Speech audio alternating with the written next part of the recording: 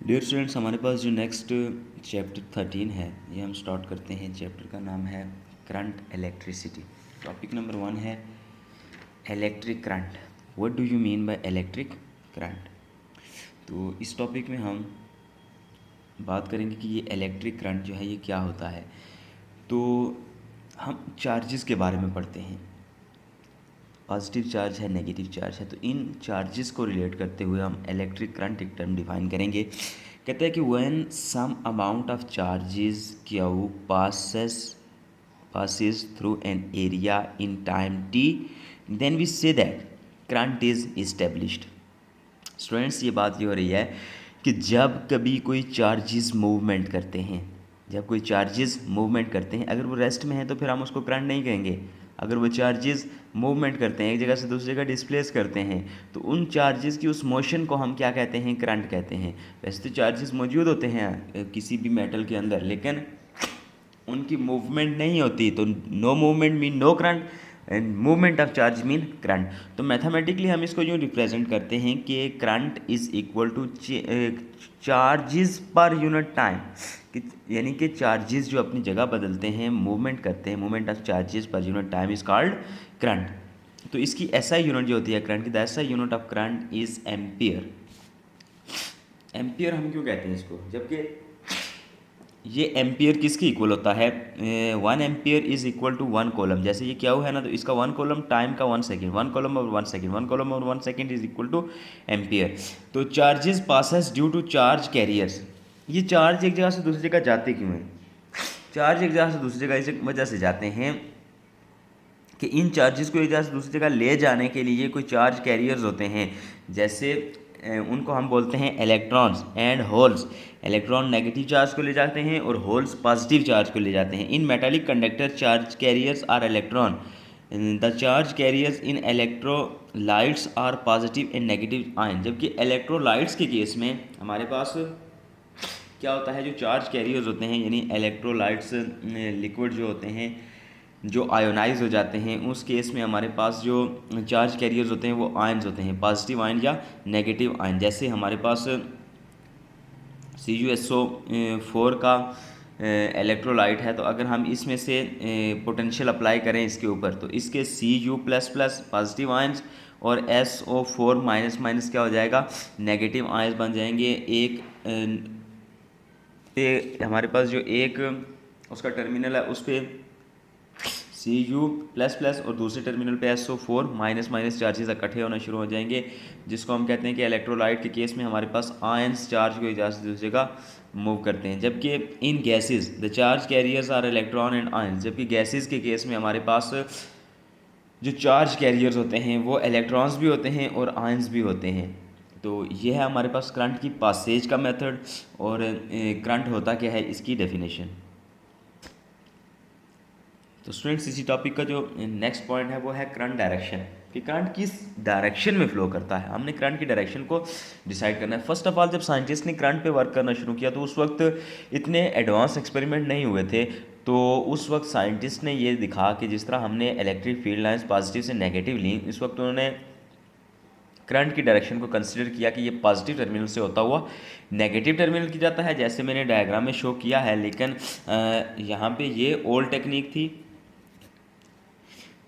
Charges from positive to negative. लेकिन बाद में उनको पता चला, later on it was found that the current is actually due to negative charge carriers electron. बाद में पता चला कि जो करंट है वो असल में इलेक्ट्रॉन्स की वजह से फ्लो करता है, और इलेक्ट्रॉन नेगेटिव टर्मिनल से होते हुए पॉजिटिव की तरफ जाते हैं। तो it's mean electrons move from negative to positive, but it was a convention take the direction of current as from positive to negative. लेकिन ये एक रवायत बन चुकी थी कि जो करंट है वो पॉजिटिव से नेगेटिव की तरफ जाता है। तो दूसरी बात ये कि एक तो रवायत बन चुकी थी। हम फिजिक्स में जब भी कोई नई बात आती है, अगर ओल्ड गलत है तो हम उसको रिजेक्ट कर देते हैं, लेकिन इस कन्वेंशन को रिजेक्ट नहीं किया गया। उसकी वजह ये थी कि जब उन्होंने देखा कि पॉजिटिव से नेगेटिव डायरेक्शन लें या नेगेटिव से पॉजिटिव डायरेक्शन लें, हमारी डायरेक्शन बदलने से हमारी कैलकुलेशंस के ऊपर कोई फ़र्क नहीं पड़ रहा। इसलिए उन्होंने इस कन्वेंशन को मद्देनज़र रखते हुए जो ओल्ड रवायत चलती आ रही थी उन्होंने उसी को कंसिडर किया और फिर उसी को मानते रहे। लेकिन एक करंट को दो तरह की यानी कि एक पॉजिटिव चार्ज की वजह से और दूसरा नेगेटिव चार्ज की वजह से उन्होंने डिफाइन किया। तो इस करंट को यूँ डिफाइन किया गया कि the conventional current is a current is defined as that equivalent current which passes from a point at higher potential to a point at lower potential as if it represented a movement of positive charge. Charges दो किस्म के होते हैं जब movement होती है, तो positive charge और नेगेटिव चार्ज। पॉजिटिव चार्ज और नेगेटिव चार्ज की डायरेक्शन अपोजिट होती है। अगर पॉजिटिव चार्ज इस डायरेक्शन में जा रहा है तो नेगेटिव सेम उसी टाइम इस डायरेक्शन में जा रहा होगा। तो इस कन्वेंशन को हम क्या कहते हैं, तो एंड पे ये बैलेंस हो जाते हैं सारे चार्जेस, तो हम क्या कहते हैं कि ये जो पोटेंशियल अप्लाई किया हुआ था, ये बैटरी थी, वो डिस्चार्ज हो गई है। तो conventional current is the current due to positive charge. And second हमारे पास होता है इलेक्ट्रॉनिक्स करंट। इलेक्ट्रॉनिक करंट वो किसकी वजह से होता है, the motion of negative charge.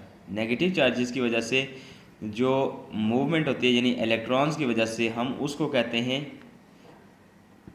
Electronic current. तो हमारे पास इसी तरह नेक्स्ट है कि current through a metallic conductor. हमने अब करंट को फ्लो करवाना है एक मेटेलिक कंडक्टर, इसी टॉपिक का सब टाइटल है। तो देखते हैं कि in a metal the valence electrons are not attached to individual atoms but are free to move about within the body. देखिए, जब भी कोई मेटल होता है तो उसके अंदर इलेक्ट्रॉन्स, उसके अंदर वैलेंस इलेक्ट्रॉन्स मौजूद होते हैं, जो फ्री इलेक्ट्रॉन्स बोलते हैं हम उनको, वो मौजूद होते हैं। तो उस सूरत में मेटल्स में सिर्फ, बाकी कुछ सब एलिमेंट्स में मौजूद नहीं होते। मेटल्स में क्या होते हैं, फ्री इलेक्ट्रॉन्स मौजूद होते हैं, लेकिन वो क्या होते हैं, attach to individual atom but are free to move about within the body. वो फ्री होते हैं कि वो उस बॉडी के अंदर मूव कर सकते हैं। These electrons are called free electrons. इन इलेक्ट्रॉन्स को हम क्या कहते हैं, फ्री इलेक्ट्रॉन्स होते हैं। These electrons in random motion. दूसरी बात ये कि ये रैंडम मोशन में होते हैं उस वक्त तक जब तक हम कोई फील्ड अप्लाई नहीं करते, इनके ऊपर कोई चार्ज अप्लाई नहीं करते, कोई पोटेंशियल अप्लाई नहीं करते उस वक्त। The speed of electrons depend upon the temperature. जो इन इलेक्ट्रॉन्स की स्पीड है ये डिपेंड करती है किसके ऊपर, टेम्परेचर के ऊपर। ये आपने फर्स्ट ईयर में ये बात पढ़ी थी कि temperature is directly proportional to kinetic energy. तो ये एक लॉ है कि टेम्परेचर जो है वो काइनेटिक एनर्जी क्या होता है, डायरेक्टली प्रोपोर्शनल होता है। तो as free electron process from left to right and also from right to left when no potential is applied. जब हमने पोटेंशियल अप्लाई नहीं किया होता तो इलेक्ट्रॉन्स पॉजिटिव से नेगेटिव, नेगेटिव से पॉजिटिव, यानी कि इनकी मोशन रैंडमली होती है। उस वक्त तक इनकी मोशन किसी एक डायरेक्शन में नहीं होती। लेकिन जब हम when ends of wires are connected with battery and electric field is established, जब हम वायर के एंड्स को अप्लाई कर देते हैं पोटेंशियल, तो ऑफ कोर्स उसके एक एंड पे नेगेटिव पोटेंशियल होगा, दूसरे पे पॉजिटिव। अब जो उसके अंदर मौजूद पॉजिटिव और नेगेटिव चार्ज थे मेटल के अंदर, वो जो रैंडमली मोशन कर रहे थे, अब वो अपने अपने जो टर्मिनल्स हैं उनकी तरफ अट्रैक्ट होना शुरू हो जाएंगे, जैसे वो अपोजिट टर्मिनल की तरफ अट्रैक्ट होना शुरू हो जाएंगे। अगर पॉजिटिव चार्जेस हैं तो वो पॉजिटिव टर्मिनल, नेगेटिव टर्मिनल की तरफ अट्रैक्ट होंगे, और नेगेटिव हैं तो वो पॉजिटिव की तरफ अट्रैक्ट होंगे। तो उस सूरत में हम ये कहेंगे कि when E is applied electron start moves in unidirectional. ठीक हो गया, इन यूनी डायरेक्शन। कि अगर जब हम इनके ऊपर अप्लाई कर देते हैं, क्या यहाँ पे पहले ये रैंडमली मोशन कर रहे थे, लेकिन जब हमने इसके ऊपर फील्ड अप्लाई की तो फिर उसके बाद ये एक यूनिफॉर्म डायरेक्शन में, एक सिंगल डायरेक्शन में इलेक्ट्रॉन जो थे वो इस एंड की तरफ मूव करेंगे, और जो होल्स थे वो उसके अपोजिट एंड की तरफ मूव करेंगे। यानी इनकी जो डायरेक्शन है वो किसी एक कोई एक डायरेक्शन हो जाएगी, ये यूनिफॉर्म यानी कि रैंडमली मोशन नहीं करेंगे। और उस सूरत में हम ये कहेंगे कि सर्किट के अंदर क्या इस्टेब्लिश्ड हो गया है, करंट इस्टेब्लिश्ड हो गया है। तो हमारे पास करंट की डायरेक्शन आ जाएगी। तो यहाँ पे हमारे पास ये होते हैं होल्स, ये छोटे जो लिखे हुए ये इलेक्ट्रॉन्स हैं, और ये सारा क्या है, एटम है। तो ये था हमारे पास आज का टॉपिक, काफ़ी सिंपल सा है, इसमें कोई इतनी ज़्यादा डिटेल वाली बात नहीं है। तो अगर कहीं पे कोई क्वेश्चन समझ नहीं आ रहा तो आप इसका क्वेश्चन पूछ सकते हैं।